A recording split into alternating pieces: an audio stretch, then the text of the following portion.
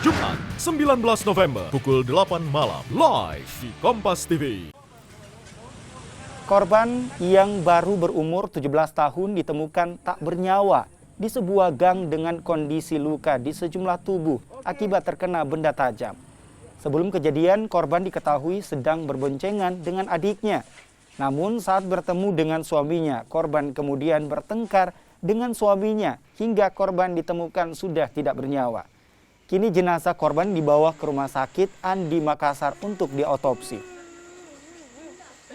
Ada beberapa luka ditemukan, sepertinya ini luka dari benda tajam, sepertinya nih ada beberapa luka tusuk, tapi yang menyebabkan pasien kehilangan nyawa itu karena kemungkinan besar karena kehabisan darah ya.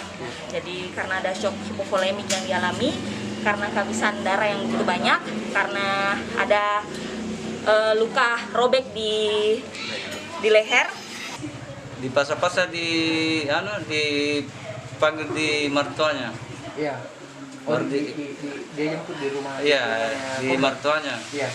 Terus baru di situ langsung dibawa baru dibunuh. Bercikan 3. permennya 3. Iya. Berarti disaksikan sama si Adiknya. siapa namanya adiknya? Uding. Adiknya. Iya, Uding. Uding juga namanya. Iya. Berapa tahun itu?